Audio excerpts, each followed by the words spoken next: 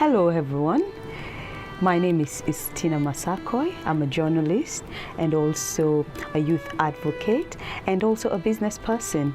So I'm talking about team building for business success. So what is this team building? It's all about bringing people together to succeed in a particular business that you do, whether small or big. It is very crucial, I can say. So I'll be looking at my computer because there are points that I want to highlight, and I have all of the points here on my computer to talk about team building. It is a very crucial thing. And if you do it in a business, then you're setting a foundation to succeed in your business. It helps build fun and an energized workforce. It is also a driver to build trust in people that you work with. Team building teaches the team to rely on each other in order to get a productive environment that everybody can work in and feel fulfilled. Then one point that also is important why we need to build a team for business success is because when you build a team and people feel that they have a stake, they feel trusted, what will happen? They would eventually want to work with you more, and they will spend years building that particular business, moving with the vision. But if you don't do that, what will happen?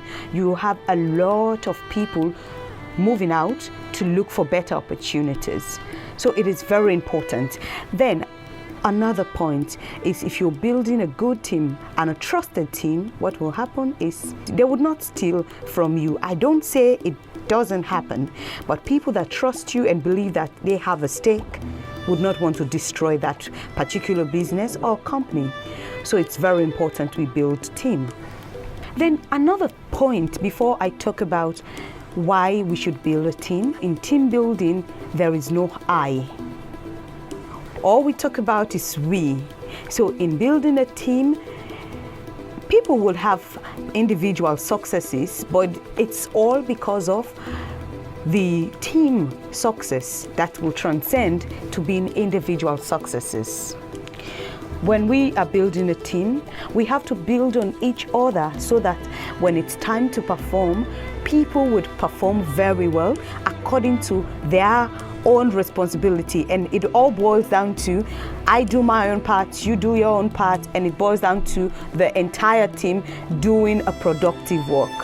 So before I talk about why it's very important to build a team, let me share my experience. 2 years in a row, I lost everything that I placed in a business. So I was doing an agric business, planting vegetables and other things and selling it. So the first year, what happened? I lost everything because I didn't have a strong team. The second year, what happened? It made produce. The plants, the vegetables were growing very well. Everything was in place, but there was not a team. So the lady that helped to work with me was doing everything because I work 8 hours a day. So the lady was demanding for money and not buying what she was demanding it for. So that led to a point wherein I lost everything. I didn't even make profits because I didn't build a team. It's not like I'm not committed, but because of I have a very busy schedule. So what am I trying to say? If I had built a team before the agriculture business, at least I would be working and I still would have somebody who is responsible for taking care of different parts of the business. And that means we're all working together for a common goal. But I failed because I didn't have a team, a successful team. So that leads me to why is it important to build a team for business success? It is important because it can help to solve a problem.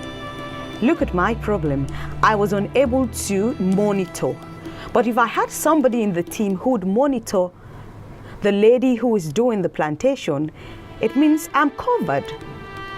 If I had somebody who would do the checks and balances, it means we will yield profits.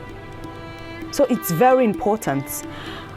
And then why is it important also is when you are in a team, you brainstorm problems And out of the brainstorming, there comes new ideas, there comes solution to that particular problem. So it is very, very important. There are 5 elements in building a team. One is communication. It is so much important to communicate to people that you are working with. Every step, what you are doing should be communicated. And then also people mistake communication differently. So communication also can mean listening. So while you talk, you should also have the time as a team leader to listen. So that is also part of communication. Listen very well to what people are saying. If you're doing that, people feel valued. They feel like their voice and their ideas are considered, and that helps to build a very strong team. The second one is delegating duties. What do I mean by it? So if you are in a team, everybody should have something they're responsible for. It means if I am doing the write-up for the business, there should be someone who would go and look at, say, buy seeds or check where they sell good seeds. And there should be someone who would work on the farm or on the plantation. So if you're delegating duties, and then you should trust people. And when you delegate duties, at times some people would not do their own part. It's not that they are stupid, but maybe the communication wasn't clear, that's one. Or two, they don't have the capability to do what you delegate to them. So when you're delegating duties, you should know people's strengths and weaknesses and know who would take the heavier part and who would take the lighter part. So everybody is part of this huge workload, right? But okay, but when we say efficiency is when activities are being delegated to people, everybody do their own part on time and efficiently. That is what efficiency means. Then ideas. When I say ideas in terms of the element of building a business, a successful business, if you want to call it that way, I mean people should feel comfortable to suggest an idea. There is no wrong saying or no stupid saying in a team. It might not make too much sense, or it might not be that fit to what you're saying, but there is a sense in whatever someone is saying. So we should value each other's ideas and work on it. The fifth one is support. So every workplace should have a support system. What I mean by that is providing a strong environment for people to feel safe. So how do we build a successful team or a winning team? To build a winning team, you must know your balance and let go of all your expectation around perfection.